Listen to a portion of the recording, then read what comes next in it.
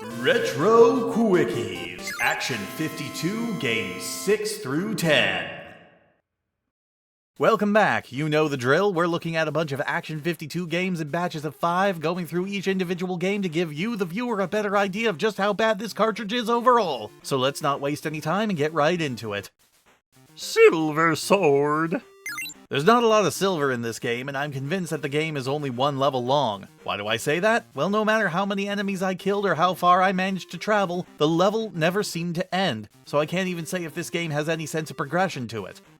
It's a top-down vertical shooting game that isn't an auto-scroller. Boy, that one's quite a curveball, isn't it? Instead of swinging the sword, you throw it at your enemies, and unfortunately a turbo button doesn't help much here, as you can only have one projectile on the screen at a time, so if you miss your shot, you're gonna be waiting a bit before you can shoot again. You do have multiple hits in this game, but how many hits you have is up to you to figure out, since there is no sort of health bar or even an indicator to show that you've taken damage or how close you are to death. The area you're walking through is pretty uninteresting, just a field with a bunch of trees, bushes, and rocks that force you to walk around them occasionally. But it's better than just walking through a black void, I suppose. The enemies, though, are a lot more interesting to look at, mostly because I can't tell what any of them are supposed to be. I'll also give the game credit. This is the first time we've actually seen something resembling enemy behavior rather than just having enemies walk back and forth or just fly across the screen doing nothing. While their movement patterns don't seem to be unique or make any real sense in the grand scheme of things, they're at least acting as a legitimate threat, but they're a little bit too good at that. They move at roughly the same speed that you do, or are faster than you, and they generally don't let you outpace them. They'll continue to follow you as long as they need to, and even when you do manage to pass one by, it's not long before it's replaced. This is probably the most complex game so far, but that's not saying much, and it doesn't really make the game any fun to play when most of the outcomes of any move you make feel completely random, and you don't have a decent way of defending yourself. Critical bypass.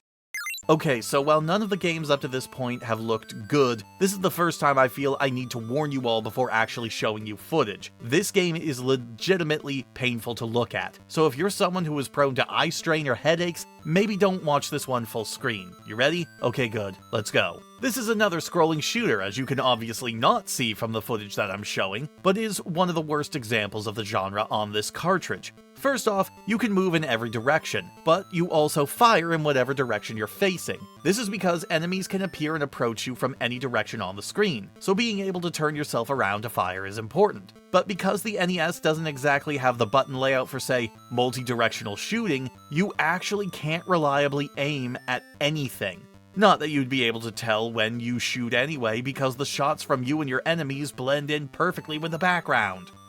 You also have to avoid running into stationary boxes that litter the landscape, and while yes, you can shoot them, good luck actually standing still long enough to aim your shot at them when you have flying enemies constantly trying to fly straight into you. These guys also fly a lot faster than you, so even if you try to dodge or juke them to get out of the way, they'll usually turn well before that and just slam into you anyway. The extreme difficulty in this game prevented me from getting too far into it, and my eyes were not meant for this level of torment, so I didn't spend too long on this one, just long enough to know that most of the design decisions made on it were wrong.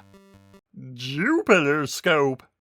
A single-screen shooter that might just be the most boring game on the whole cartridge, and that is quite an accomplishment. You shoot at falling meteors to destroy them. You'd think with the buildings in the background you'd be penalized for letting the meteors fly past you, but no, you don't even have to shoot at these guys at all if you don't want to. Not that it matters, because the meteors do not fall very often, especially if you're using a turbo button for rapid fire, which just causes the game to stop spawning them altogether. This was the only game I intentionally failed because I was just getting too bored playing this one. Nothing ever changes from stage to stage, and while yes, meteors do fall a bit more frequently in later levels, they come down so quickly that unless you're already near wherever they're falling, you aren't going to reach them in time to shoot. The one positive I'll give this one is that it makes a great sleep aid if you happen to be out of melatonin at the time.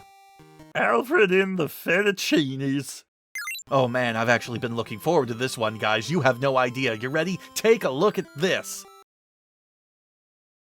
Yes, that's right, this game just doesn't load up. Well, there is indeed a game there, and folks who are bigger masochists than me have actually found a way to get this particular game working. I didn't bother, as I have no interest in actually going out of my way to do so. This is how it is on the original revision of the cartridge, and that's what I'm looking at. I can at least make fun of the way they decided to name the thing. Well, it's called Alfredo on the list screen. The title screen calls it Alfred N. the Fennec. They couldn't even spell out fettuccine all the way for some reason, and that's just really funny to me. Next game. Operation Full Moon. There's a metaphor here for the game showing its entire ass, but I'm bigger than that and thus will avoid making the obvious joke because I just have that much restraint. Aren't I so good at this? This is yet another vertical scrolling shooter, and while it's not quite at the level of Critical Bypass and being hard to look at, it's still a pretty ugly game that's hard on the eyes, but I will give it credit. The color of the background at least changes from level to level. It's a very bog standard shooter with not a lot to recommend it. You just shoot the turrets that appear on the screen before passing in front of them, and most of them won't have a chance to fire against you before you go past them. Of course, you can also be destroyed by running into various walls in your way, but the main issue is that it isn't immediately apparent what is an obstacle and what's meant to just be set dressing, so you'll probably lose a few lives just experimenting on that. Really, the most interesting thing about this game is how it freaks out when you use the turbo buttons. Unlike other shooters on the cartridge that just stop spawning enemies when you have the turbo button pressed down, this game actively starts to destroy itself, and I legitimately had a bit of a fun time seeing just how much the game would dissolve the longer I kept it held down. But that was the only thing about it that was even remotely interesting. Well, we're about a fifth of the way through the games here, and I can already feel my will to continue being tested. Folks like to talk about how glitchy and broken this game is, but honestly, the biggest issue with most of the games is that they're just boring, far too basic and rudimentary to hold your attention for very long. Even if these games were decent, their design basically means that you'd get bored of them in about 10 minutes. So yeah, I can't wait to play more.